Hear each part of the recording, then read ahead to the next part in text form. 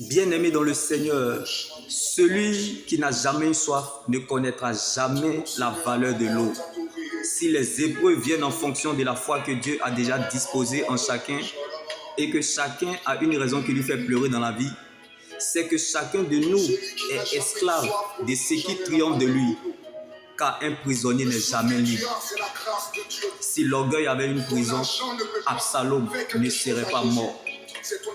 Comme la voie qui paraît droite à un homme peut finalement le conduire à la mort, comme la voie d'un insensé paraît toujours droit et sage à ses propres yeux, le péché provoque parfois des combats inattendus que Dieu n'a pas prévus. Dieu accorde, mais c'est notre désobéissance qui tue la gloire et ferme la bouche de notre témoignage. Cette tristesse, selon Dieu, produit une repentance qui conduit au salut et que l'on ne regrettera jamais. Tandis que la tristesse du monde produit la mort. Comme le premier Adam est une âme vivante. Si le ministère de la condamnation a été glorieux, c'est que le ministère de la justice est bien plus glorieux encore. Comme le dernier Adam est un esprit vivifiant. L'ignorance tue. En absence de directives, le peuple tombe. Quand il n'y a pas de révélation, le peuple ne connaît aucune retenue. Mais s'il respecte la loi, il est heureux. Car le salut réside dans un grand nombre de conseillers. La connaissance sauve, mais c'est la révélation qui transforme. Alors je prie que là où tu es, que la lumière qui est en toi ne soit pas ténèbres. Comme le péché des lèvres prend l'homme mauvais au piège, tandis que le juste peut sortir de la détresse. Comme l'espérance des justes, c'est la joie. Tandis que l'attente des méchants meurt avec eux, car la violence accompagne ce que disent les méchants. Donc, celui qui met un frein à ses lèvres est un homme avisé. Celui qui veille sur sa bouche se garde lui-même. L'homme prudent agit en connaissance de cause. Mais c'est le fou qui fait étalage de sa folie. L'homme spirituel, quand il voit le mal arriver de loin, il se met à l'abri. Mais ceux qui manquent d'espérance, ceux qui manquent d'expérience vont de l'avant et en subissent les conséquences. Car ce ne sont pas toutes les vérités qui sont bonnes à dire. Et ce n'est pas tout ce qu'on fait de bien que Dieu approuve forcément. Si la discrétion avait des oreilles, Jean-Baptiste ne serait pas mort. Si la bouche avait des yeux, Étienne ne serait pas mort. Donc tu ne peux pas combattre si tu n'es pas armé. Car la langue qui parle trop ne manque pas de péché. On ne peut parler de l'évangile si on a été appelé.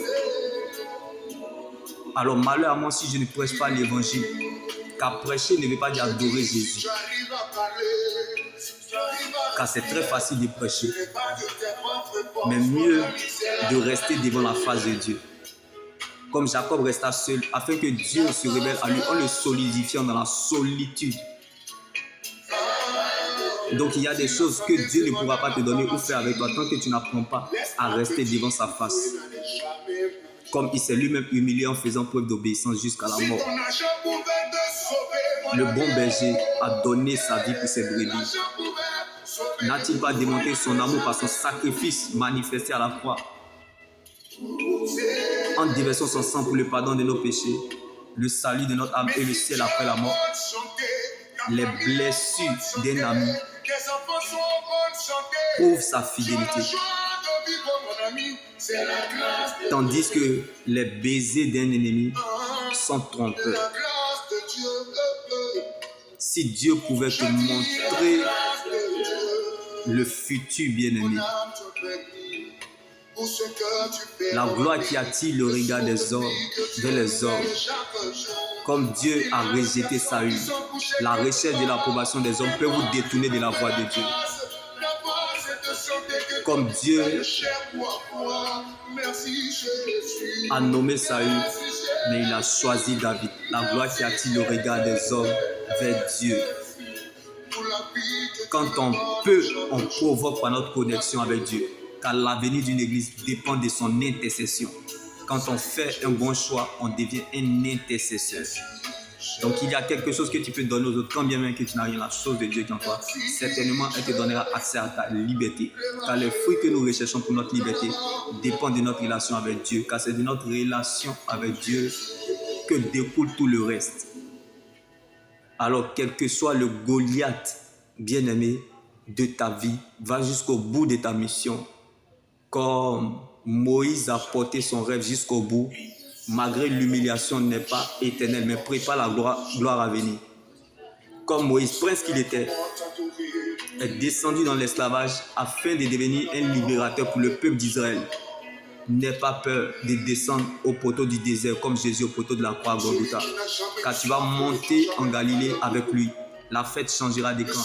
Si tu es descendu comme Moïse, c'est parce que tu dois monter à la table des rois. Si tu as perdu comme Jacob, c'est parce que tu dois gagner comme Israël. Si tu as échoué comme Simon, c'est parce que tu vas réussir comme Pierre. Alors, sois concentré, car Sarah était Sarai, Naomi était Mara. Alors n'aille pas les gens à cause des événements malheureux que tu as vécus. Car les circonstances de la vie peuvent pousser un humain à croire, ou peut pousser un lion à croire qu'il est antilope. Comme Naomi, douceur, elle est devenue Mara, amour. Ne force pas les choses de peur que tu sois écarté du plan ou décret divin. S'inquiéter paraît arrogant. C'est de l'orgueil selon Dieu, car Dieu sait ce qu'il fait. Donc ce n'est pas parce que tu ne comprends pas que Dieu ne sait pas ce qu'il fait. Sois concentré. Ce que tu vis aujourd'hui, ce n'est pas ce que tu feras demain. Alors ne te vante pas de ton lendemain, car tu ne sais pas ce qu'un jour peut enfanter. Celui qui te déclare juste est proche.